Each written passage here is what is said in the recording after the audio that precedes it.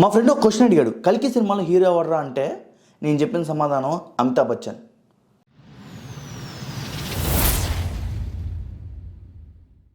వాడు అన్నాడు, అరే బుద్ధుందా నీకు, ప్రభాస్ని పెట్టుకొని అమితాబ్ బచ్చన్ అంటావారా? అమితాబ్ బచ్చన్ సీనియర్ యాక్టర్ రా, ఆయన ఒక క్యామియో రోల్ దాంట్లో, లేకపోతే ఆయన ఒక జస్ట్ గెస్ట్ రోల్ లాంటిది, అలాంటిది నువ్వు ప్రభాస్ని మెయిన్ హీరో పెట్టుకొని నువ్వేంద్రా ఇది అని నాతో అన్నాడు. నేను అన్నా, అరే క్యామియో రోల్ ప్రభాస్దా లేకపోతే అమితాబ్ బచ్చన్దా? మీరు చెప్పండి కింద కామెంట్ బాక్స్లో. క్యామియో రోల్ వచ్చేసి ఖచ్చితంగా ప్రభాస్దే. అసలు రన్ టైం ఎంత ఉంది ప్రభాస్ గారిది? ఆయన మీద సినిమా ఎంత ఉంది? మొత్తం దీపికా పదుకొన్ మీద ఉంది సినిమా, కమల్ హాసన్ మీద ఉంది, అండ్ అమితాబ్ బచ్చన్ మీద ఉంది, ఆ చిన్న పిల్లాడి మీద కూడా ఉంది సినిమా. మరి ప్రభాస్ గారు ఏంటి?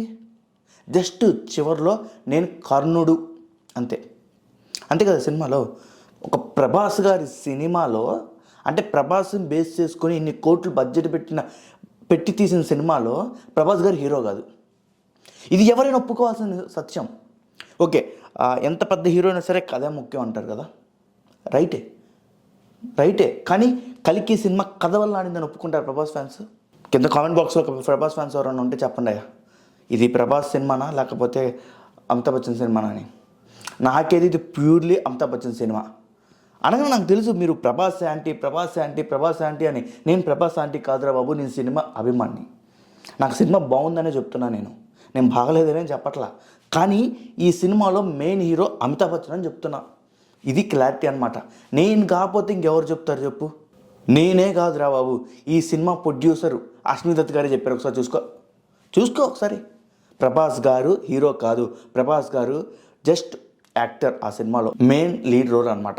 అమితాబ్ బచ్చన్ గారే ఆ సినిమాలో హీరో. మేబీ కల్కి పార్ట్ 2లో ఏమన్నా తెలియదు, మరి హీరో ఉంటారా ఉండడా అనేది దేవుడికి తెలియాలి. బట్ నాకైతే హీరో అయితే కాదు ఆ సినిమాలో. ప్రభాస్ గారు నాకు హీరోనే, కానీ ఆ సినిమాలో ప్రభాస్ గారి కన్నా నాకు అమితాబ్ బచ్చన్ క్యారెక్టర్ బాగా నచ్చింది, దీపికా పదుకొన్ క్యారెక్టర్ బాగా నచ్చింది. అండ్ దాని తర్వాత ఇప్పుడు జరుగుతున్న కొన్ని కాంట్రవర్సీస్ అదేంటంటే, అసలు కర్ణుడు మంచోడు కాదంట కదా, కర్ణుడు అన్ని చెడ్డ పనులు చేశాడంట కదా, అసలు అర్జునుడు కర్ణుడు పోలిక పెట్టి ప్రభాస్ గారిని తక్కువ చేశారండి, అసలు కర్ణుడు ఎందుకు కాపాడుతాడు భయ్యా? ఇప్పుడు జరుగుతున్న కాంట్రవర్సీస్లో ప్రతి ఒక్కడు వాడు ఇష్టం వచ్చినట్టు మాట్లాడుకుంటున్నాడు భయ్యా. ఇక్కడ కర్ణుడి గురించి సినిమాలో చెప్పలా, అర్జునుడి గురించి చెప్పలా, అసలు మహాభారతమే చెప్పలేదు భయ్యా. కల్కి సినిమాలో మన రాబోయే ఫ్యూచర్ ఎలా ఉందో చెప్పాడు అంతే. అప్పుడు దేవుడు వస్తే ఏం జరిగిద్దో అని చెప్తున్నాడు అంతే. అది ఇంకా వస్తుంది, ఫ్యూచర్లో వస్తుంది, రేపు సెకండ్ పార్ట్ అనమాట వస్తుంది. కల్కి సినిమాలో ఒక సినిమాటిక్ లిబర్టీ యూజ్ చేసుకున్నారు నాగార్జున గారు. అది ఏంటంటే, కల్కి సినిమాలో కర్ణ బలవంతుడని చెప్పాడు, అర్జునుడి కన్నా గొప్పవాడని చెప్పలా. అంటే ఏదో ఒక డైలాగ్ వేసి ప్రభాస్ని హైప్ చేయాలని చెప్పేసి, లేకపోతే ఆ క్యారెక్టర్ని హైప్ చేయాలని చెప్పేసి ఆయన చేసి ఉంటారు. కానీ ఆ డైలాగ్స్లో కూడా పెద్దగా ఏం లేదు. ఆయన ఏం చెప్పాడు? ఆయన కృష్ణుడు కూడా అర్జునుడి కన్నా బలమైన వాడు కర్ణుడు అని చెప్తాడు, కానీ గొప్పవాడని చెప్పలేదే. మరి ఎందుకు తెగ ఆవేశపడిపోతున్నారు? మహాభారతం అంటారు, ఇతిహాసాలు అంటారు, ఆ చరిత్ర తీద్దాం ఈ చరిత్ర తీద్దాం అంటారు.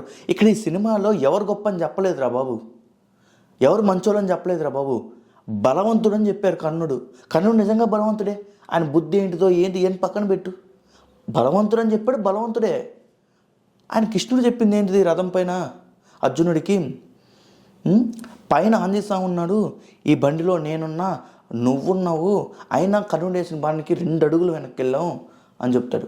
ఎవ్వరూ లేకపోయినా కర్ణుడు 8 అడుగులు మాత్రమే వెనక్కి వెళ్ళాడు నువ్వు వేసిన బాణానికి, కానీ మనం అందరూ ఉన్న 2 అడుగులు వెనక్కి వెళ్ళామంటే అర్థం చేసుకో అని చెప్తాడు. ఎంత బలవంతుడని. ఇక్కడ విషయం కూడా అదే.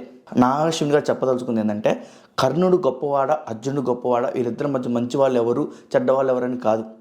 వాళ్ళు చెప్పదలుచుకుంది ఏంటంటే కర్ణుడు బలవంతుడని. సో అదే చూపించారని నాకు అర్థమైంది. నాకు ఇక్కడ కాంట్రవర్సీ ఏం కనబడాల. మరి పార్ట్ 2 చూస్తే కానీ అర్థం కాదు ఏం జరిగిద్దో తర్వాత ఫ్యూచర్. అసలు కల్కి అనేది అదేదో మార్వెల్ సినిమాలాగా 10 పార్ట్లు ఉంటాయంట, చూద్దాం. సో మీకు ఎలా అనిపించిందో కింద కామెంట్ బాక్స్లో కామెంట్ చేయండి. This Nagarjuna university signing off. మళ్ళీ కలుద్దాం. జై హింద్.